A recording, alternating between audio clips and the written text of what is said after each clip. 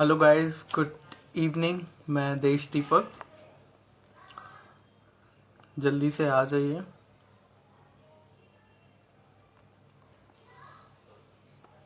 Good evening friends. आज हम बात करने वाले हैं, बहुत इम्पोर्टेंट टॉपिक है दिशा रवि, जिसकी आज देश भर में चर्चाएं हो रही हैं। बात करेंगे दोनों फैक्ट के बारे में। जल्दी से जुड़ जाइए।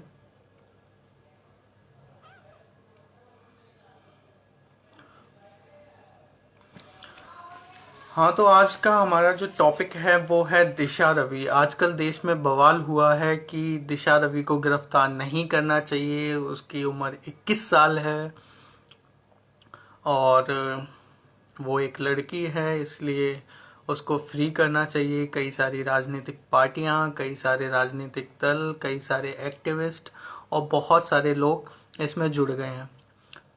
मांग क्या है उनकी? दिशा रवि को फ्री करना चाहिए। मैं सबसे पहले अपने लाइव सेशन की शुरुआत करूंगा। क्या आपने 26 जनवरी की परेड के बाद वो चीज़ देखी?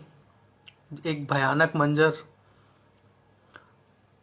26 जनवरी के बाद जो एक भयानक मंजर देश की राजधानी की सड़कों पर जो निकल कर आया, क्या आपने उसको लाइव देखा था 26 जनवरी 2021 को? आईटीओ चौक, मुकरबा चौक, दिल्ली हेडक्वार्टर,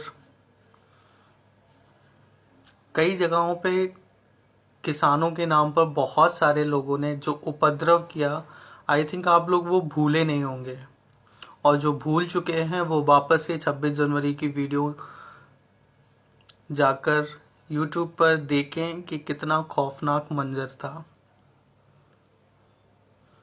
और ये एक षड्यंत्र के तहत हुआ, यानी कि एक नैरेटिव था जो कई सारे लोगों ने इसको चलाया, और सिर्फ किस लिए? कि भारत की डेमोक्रेसी को नुकसान पहुंचा सके। आज बात हो रही है कि दिशा रवि को फ्री कर देना चाहिए। भाई, अगर देश में संविधान है और एक संविधान का शासन है, रूल ऑफ लॉ है, तो फिर संविधान में विश्वास भी होना चाहिए। फिर ये कई सारे राजनीतिक दल, कांग्रेस पार्टी, आम आदमी पार्टी और बहुत सारे जो राजनीतिक दल हैं, वो फ्री होने की बात क्यों कर रहे हैं?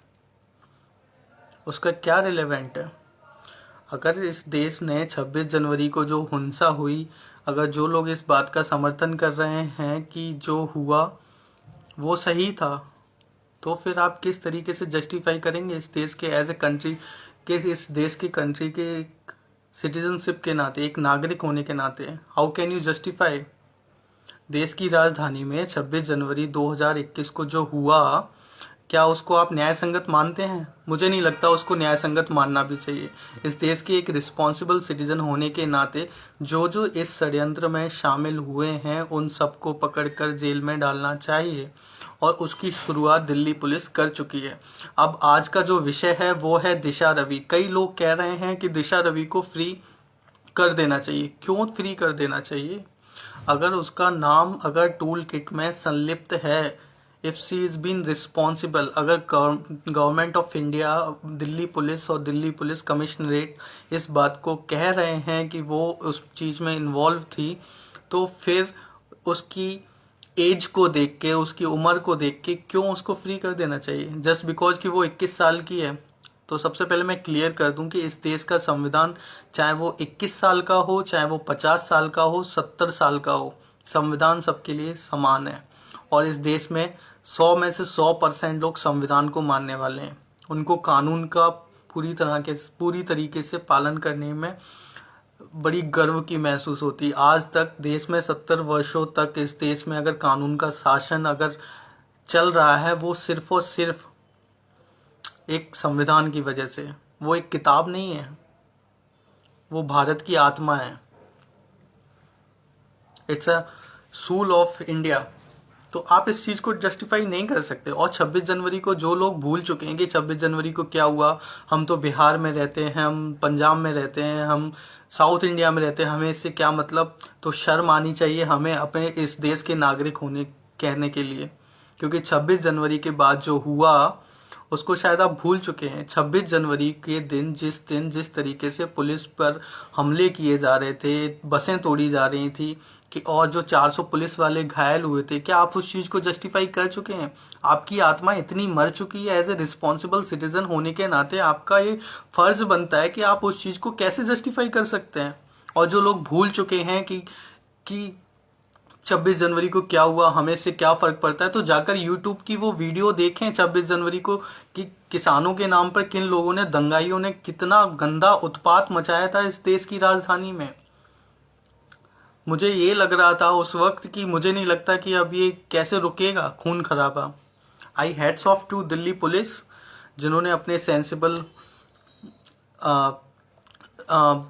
बिहेवियर का परिचय दिया, और मैं उस चीज़ को जस्टिफाई करता हूँ कि हाँ, उन्होंने बहुत अच्छे से जस्टिफाई किया।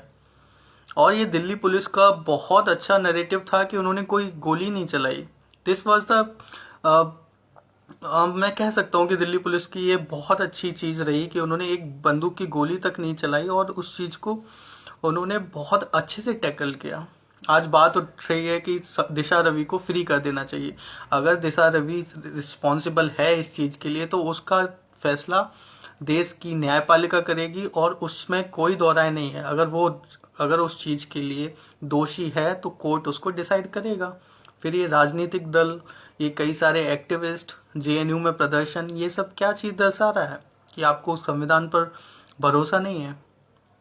ये बहुत ही गंभीर बात है, और इस देश के अगर इस देश में आप रहते हैं और इस देश के नागरिक हैं, तो इस विषय में सोचना चाहिए कि हाँ, ये बहुत गंभीर विषय है और हर एक को इसमें इन्वॉल्व होना चाहिए। क्योंकि जो 26 जनवरी को हुआ था वो बहुत ही खतरनाक और बहुत ही दर्दनाक था, जो कि इस देश की राजधानी में आज से पहले कभी नहीं हुआ है।